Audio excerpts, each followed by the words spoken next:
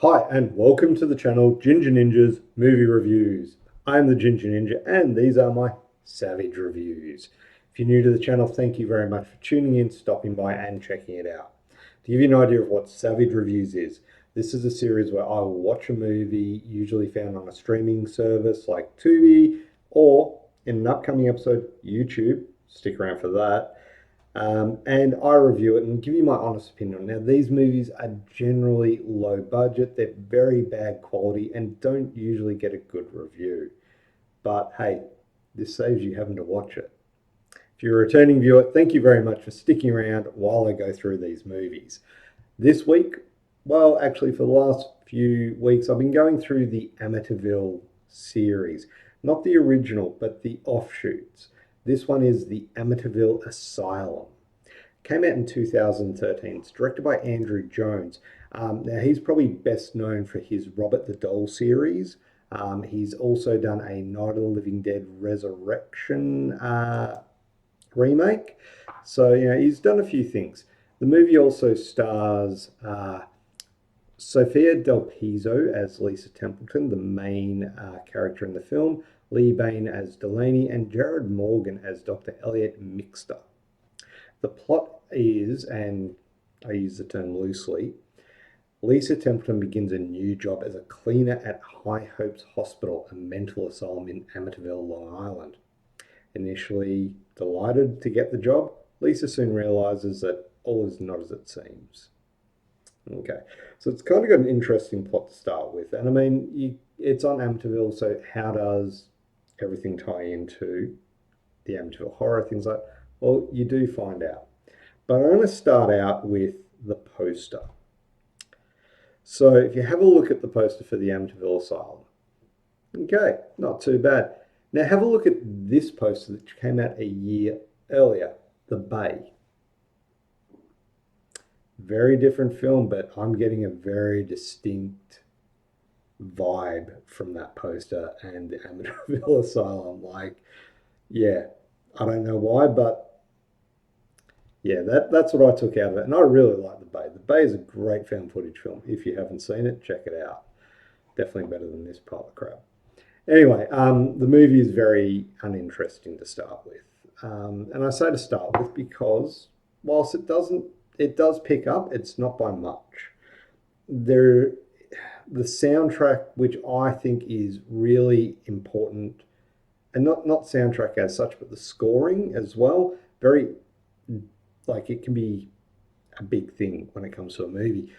This starts out with a lack of a sound or score, and it's off-putting.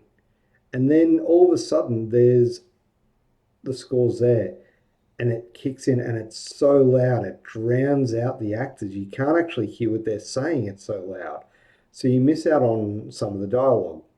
Now, the dialogue's not great, but yeah. So the movie really can't win. Dialogue's crap, music drowns it out, whatever. The acting, speaking of acting, it's very dull and boring. And like I mentioned with the dialogue is very stilted. The characters are very uninteresting. Like, you don't, and maybe that's because of the score drowning out what they're saying. You really don't get invested in them. There is, to do with Lisa, there's a subplot about her mother, cancer, and whatnot, but you don't feel invested in that either.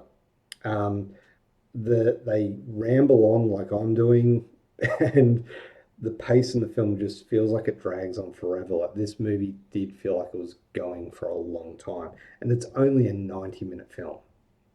Now this kind of happens from the start and keeps going up until probably the third act, which I'll touch on in a moment.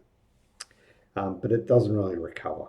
You know, a lot of this movie is just dull and kind of goes nowhere. Like, there are plot elements here and there. It's very nonsensical, and you're not really sure what the characters' motivations are. So once again, poorly written, just poorly. It's, one thing I did find with this is there's a lack of menace about it, and the actual villain is just boring. Like, that's all that can be used to describe this film is boring. Even the end interview feels forced in and sort of shoehorned, like they're trying to wrap it all up, and it just doesn't work. The movie did try though, and it did have a good and interesting idea behind it. It was just poorly handled, and probably due to the low budget nature of the film, it couldn't really hit those high notes, and it just failed to grab you from the start. And that's, if a movie's going to get you, that's where it needs to. It needs to pull you in. That's what this film is missing. Now, the movie is about an asylum that's built on the DeFeo house, that in turn was built on an ancient burial ground. So you've got all the right elements there. But this thing just didn't take off. The final act, excluding that end interview, was decent. And there was one really good special effects, and this is the only really good special effect of the whole film, which is a skin peeling effect. Guy starts cutting and peeling off his skin, and it kind of reminded me of a scene in the movie Nightbreed. Another really great film, but yeah, those 2 points, the idea behind the movie and that final act part, yeah, that's all that this movie had going for it. So all up, for the Amityville Asylum, I'm going to give it a 2 out of 10. There you have it. Watch this film if you dare. You've been warned. But look, if you have seen it, let me know what you thought of this movie down below. If you are going to watch it, once you do, come back. Was I right? Was I wrong? Let me know. Interested to hear your thoughts on it. Stick around, because I do have a special one coming up next week. This movie can be found on YouTube, but you'll hear about it next week. Thank you very much for watching. Have a great day. Bye.